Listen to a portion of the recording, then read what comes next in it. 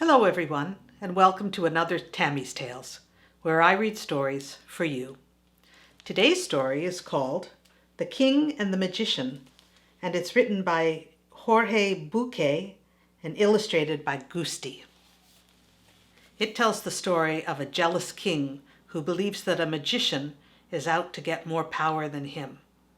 Let's get started, shall we?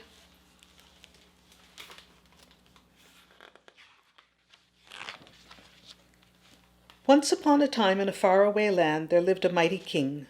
He was so powerful nothing could happen in the kingdom without his approval.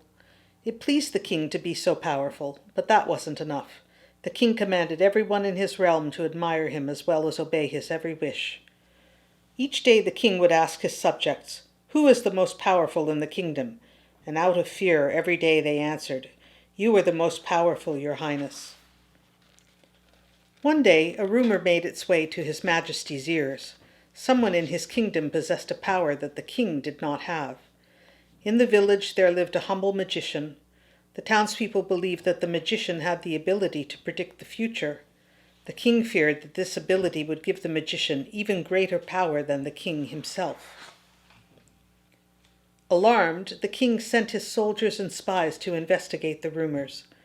When his troops returned, they reported that not only could the magician foresee the future, even worse, he was a wise and caring man, admired and loved by all. This was unbearable for the king, who became consumed by jealousy.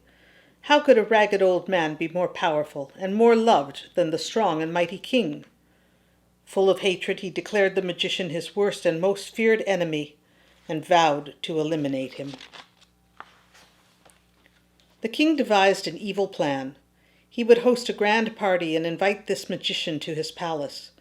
After the feast he would demand everyone's attention and ask the magician if it was true that he could tell the future.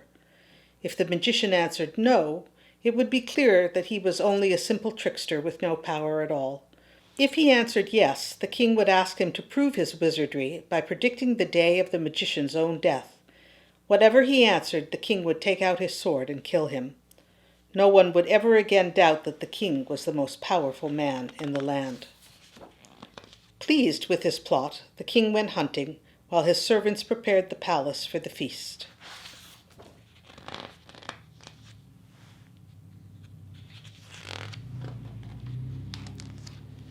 The night of the celebration, the palace was radiant. Everyone dressed in their finest and joined in the merriment. After dinner, the king quieted the crowd and called out to the magician. "Is it true that you can see the future?" he asked the old man. "A little," answered the magician. "Then prove it," said the king. "Tell me the exact date of your death." The magician smiled, but didn't answer. "What's wrong, magician?" asked the king with a smirk. "Don't you know the answer?" "It's not that," said the magician. "It's just that I can't bring myself to tell you what I know." "What do you mean by that?" bellowed the king. "I am your king, and I am ordering you to tell me." Suddenly, silence filled the royal hall. After a moment, the magician looked directly at the king and said, "I cannot tell your highness the exact date, but I do know the magician of this kingdom will die the exact same day as his king." At this, the guests stood silent. Gradually, the sound of murmurs started spreading through the hall. The king stopped. He didn't believe in magic or superstitions, but he didn't dare risk his own life by killing the old man. His plan was ruined. Flustered, he fled the party. As he raced through the palace hallways, he thought to himself, what if something happened to the magician on his way home tonight? The king turned around and quickly headed back, searching for the magician. He found him still at the party. "You must spend the night in the palace," the king told him breathlessly. I would like to talk to you about some royal matters that could use a magician's insight." This was just an excuse, of course. The king wanted to keep an eye on the magician so nothing would happen to him. As long as the magician remained safe, the king would live on. The magician bowed deeply and replied with a smile, "It will be a great honor, your majesty." The king quickly ordered his servants to take the magician to the finest guest room in the castle, make him comfortable, and carefully guard the door. That night, the magician slept comfortably on the softest mattress he had ever known, while the king, on his even softer mattress, couldn't sleep at all. He lay awake imagining all the dangers that could harm the magician. What if his food was poisoned? What if he tripped and fell? What if a wild animal crept into his room? Anything that threatened the magician was a threat to the king as well. Early the next morning, the pale and restless king went to his guest's room. He had never asked for advice before, but he needed an excuse to keep the magician close. So he asked the old man his opinion about something related to running the kingdom. Being a wise and just man, the magician offered him good suggestions. The king thanked him and insisted he stay at the palace one more night in case he wanted advice on another matter. The truth was, of course, that he was terrified about what could happen to the magician, and therefore himself, if he left the palace. Days, weeks, and months went by. Each morning the king went to the magician's room for advice, and each morning the king told the magician to stay one more day to help with yet another matter.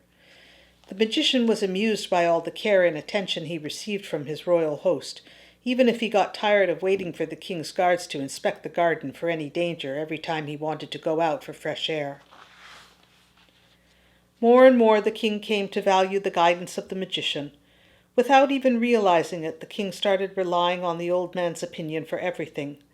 That is how the king's once feared enemy became his most valued adviser.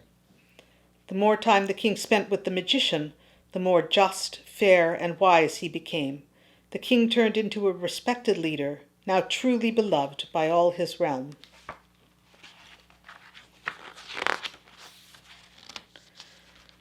The day came when the king no longer went to see the magician to keep him under his control. Instead, he went because he wanted to learn from him, share his thoughts and decisions, and just be his friend. Many nights while lying in bed, the king remembered how he had once considered this trusted friend his greatest enemy and had planned to kill him.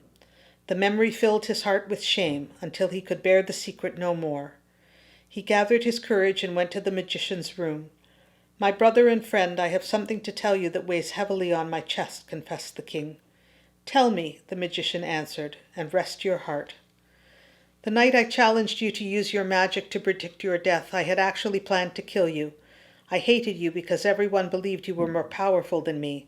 Everyone loved you. I am ashamed to admit it, but I was jealous." The king sighed deeply. "But when you told me your answer, I couldn't take your life, for that would mean my own death.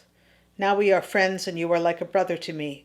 I am horrified by the thought of what I was preparing to do. I have also come to realize all I would have missed had I gone through with my plan.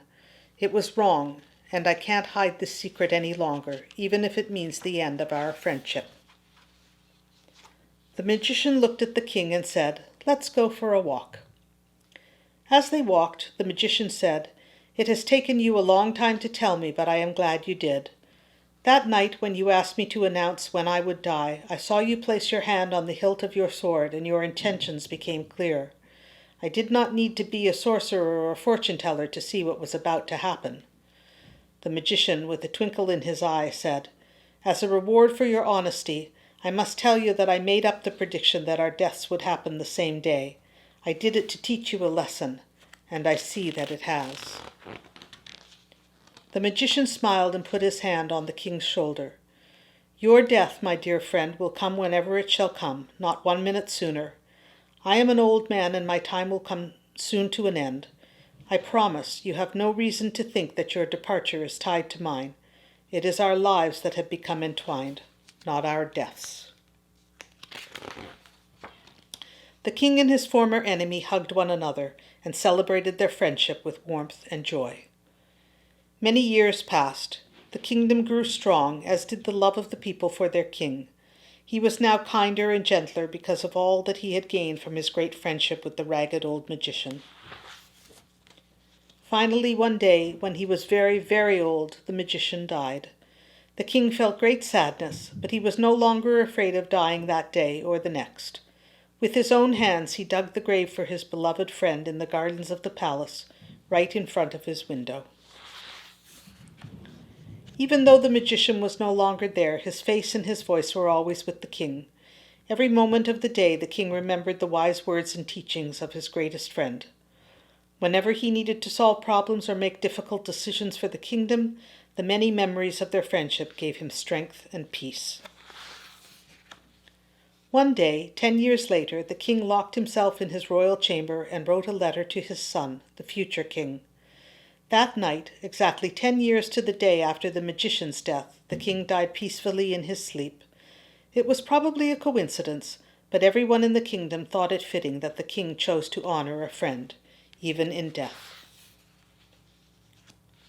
Dear son, I know that my end is near, and I want to give you my last piece of advice. One day, maybe tomorrow, maybe next month, or perhaps many years from now, you will come across something or someone who will arouse fear and jealousy in your soul. It might be a person or even something inside you. You will want to destroy that person or that feeling to drive away your fear. Don't do it.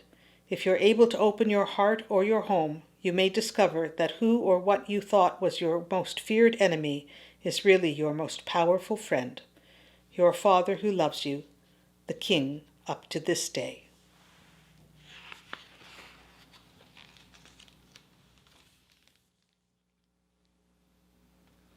Thank you all for listening, and I hope you have pleasant dreams.